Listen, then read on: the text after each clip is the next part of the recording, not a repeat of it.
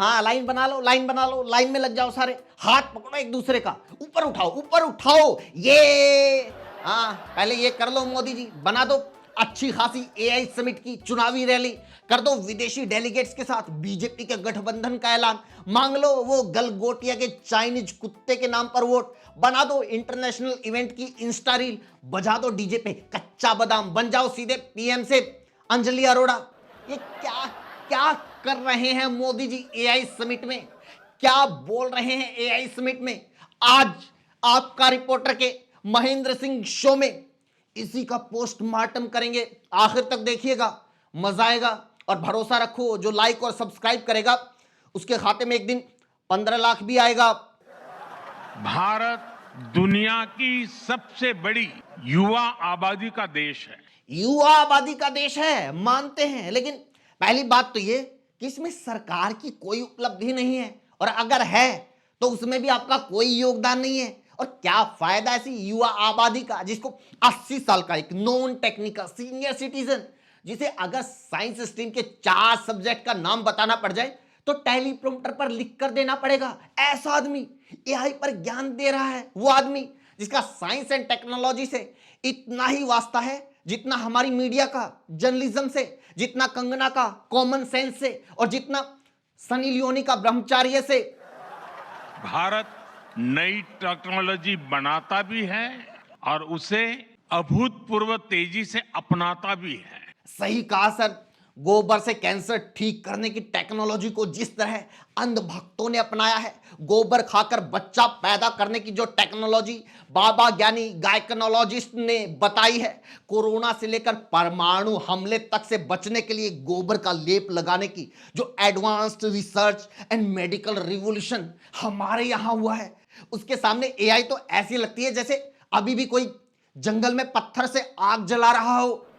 AI मशीनों को intelligent बना रही है, लेकिन उससे भी अधिक मानव सामर्थ्य को कई गुना बढ़ा रही। स्पीड भी अभूतपूर्व है और स्केल भी। आज जो हम देख रहे हैं वो इसके इम्पैक्ट का सिर्फ प्रारंभिक संकेत है। ये बिल्कुल एकदम नई जानकारी दी है मोदी जी आपने।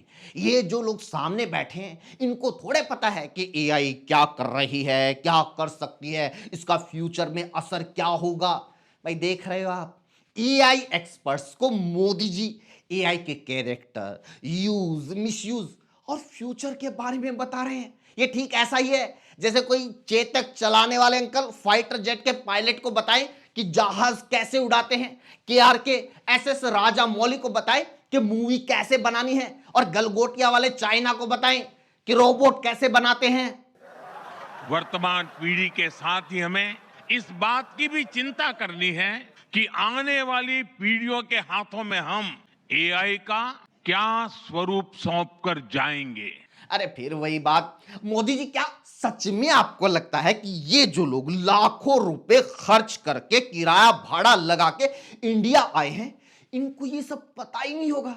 अरे चाचा बतौलेबाज, इनको आपका ये सारा ज्ञान ऐसा ही लग रहा है जैसे कार के शोरूम में जाकर कोई लोगों को बताए कि देखो इस कार को आप अंदर बैठ के चला सकते हो, जैसे कोई थिएटर में जाकर चिल्लाए कि यहां आप मूवी भी देख सकते हो, जैसे कोई मोबाइल स्टोर पर जाकर बताए कि इससे ना मोबाइल से कॉल कर सकते हो, कॉल दूर बात हो जाएगी।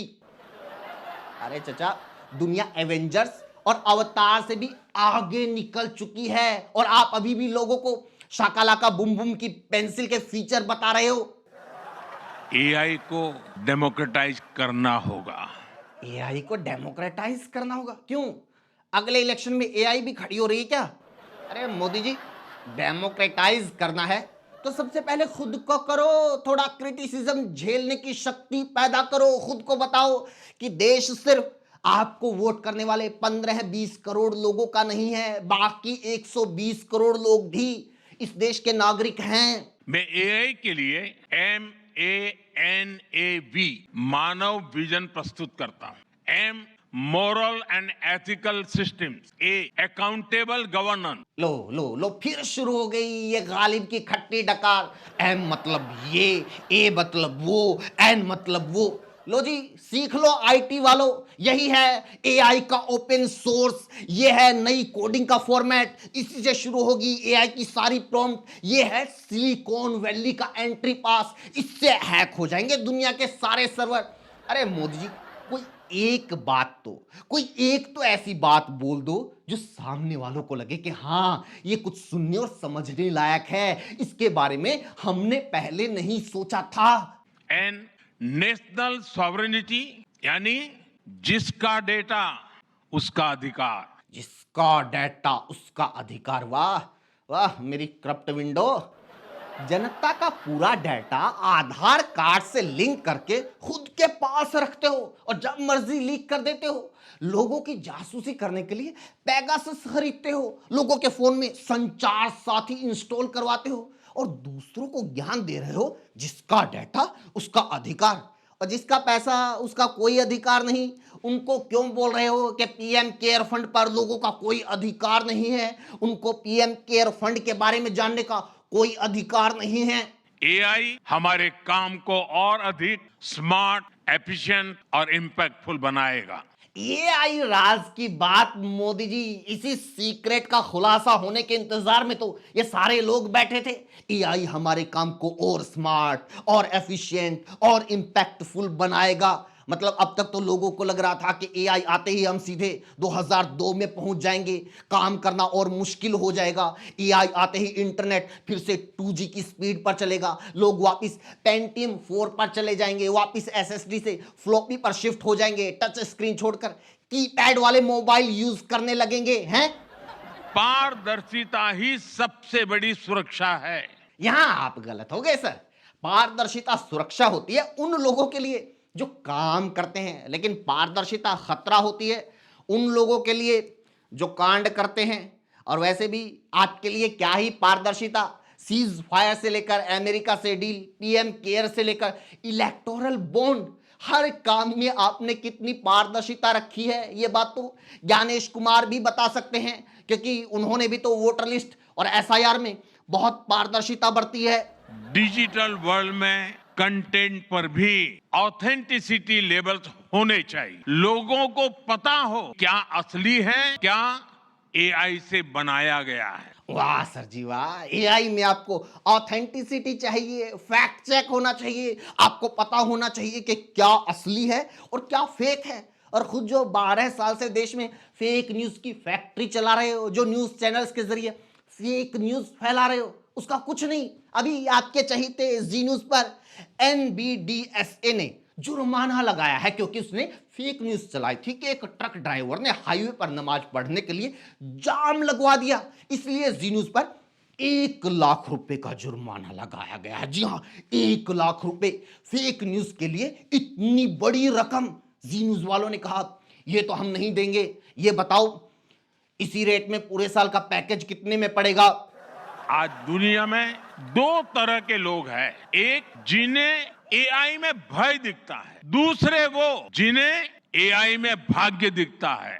अरे नहीं मोदी जी, तीसरी टाइप के भी लोग होते हैं जिन्हें एआई में सिर्फ भाषण देने का मौका दिखता है। इन्हें क्या ही फर्क पड़ता है एआई ओढ़ने का सामान है या बिछाने की चीज है, इन्हें क्या ही फर्क पड़ता है दुनिया एआई में क्या क्या करामात कर रही है। इनके लिए तो बस ये रील बनाने का बहाना है। वैसे भी जिनके पास धीरेन्द्र शास्त्री जैसे भविष्य को पहले ही देखने वाले फोरकास्टर हूं, भगवान से डायरेक्ट फोन पर बात करने वाले टेलीकॉम एक्सपर्ट हूं, धरती पर बैठे बैठे ही ग्रहों की दिशा बदलने वाले खगोल शास्त्री बाबा हूं, उनके लिए एआई चीज ही क्या है? सुधांशु त्रिवेदी से पूछ लो, शास्त्रों में कहीं ना कहीं एआई के ओपन सोर्स का वर्णन जरूर मिलेगा। धन्यवाद। ये देखो, पूरे हॉल में एक भी बंदा खड़ा नहीं हुआ, सिर्फ अश्विनी वैष्णव जी खड़े हुए, और वो भी सामने नहीं देख रहे, इधर उधर देख रहे हैं कि अबे तुम लोग भी खड़े हो जाओ, इतना खर्चा किया है, कुछ तो शर्म करो, नहीं तो मेरी नौकरी चली जाएगी। फिर देखो ये बाकी लोग कर्टसी के नाते शर्माते हुए बेचारे एक एक करके खड़े हुए हैं। Ladies and gentlemen, Honorable Prime Minister of India, Shri Narendra Modi is a... लो भाई साहब, मोदी जी अभिवादन स्वीकार कर रहे हैं, ऐसी इंफॉर्मेटिव स्पीच दी है, इतना तो बनता ही है। अरे सर, हर एक संडे को जो अखबारों में स्पेशल एडिशन आता है उसमें भी जो आखिरी पन्ने पर बच्चों वाला कॉलम होता है उसमें ये सारी बातें रोज छपती हैं। ऐसी बेसिक नॉलेज के प्रोग्राम दूरदर्शन और विविध भारती पर रोज प्रसारित होते हैं। पीजीडीसीए का डिप्लोमा करने वाली कंप्यूटर टीचर दूसरी क्लास के बच्चों को ये सब बताती है और आपने एमएस पेंट की यह फाइल एआई एक्सपर्ट्स को चिपका दी। वाह, चलो पता है कि पढ़े लिखे लोगों को देखते ही आपके भीतर का entire political scientist intellectual sound करने के लिए झांक जाता है, लेकिन पूरे स्पीच में कुछ तो बताते कि आपकी सरकार एआई पर क्या काम कर रही है, कौन सा प्रोग्राम, कौन सी योजना, कौन सा रिसर्च इस पर चल रहा है। गलगोटिया के अलावा ऐसा कौन सा इंस्टीट्यूट है जिसने कुछ नया इन्वेंट किया हो? कोई बजट, कोई खर्च, कोई एस्टिमेट, कोई प्रोडक्ट, कोई सर्विस कुछ तो बताते, या फिर सिर्फ इस इंतजार में बैठे थे कि कब कांग्रेस वाले आए, वो प्रोटेस्ट करें और आपको बहाना मिल जाए कि अरे मोदी तो बहुत कुछ करने वाले थे लेकिन कांग्रेस वालों ने आकर सब बिगाड़ दिया। बस चैट जीपीटी और डीपसीक का इंडियन वर्जन लॉन्च होने ही वाला था तभी यूथ कांग्रेस वालों ने सर्वर की वायर खींच ली।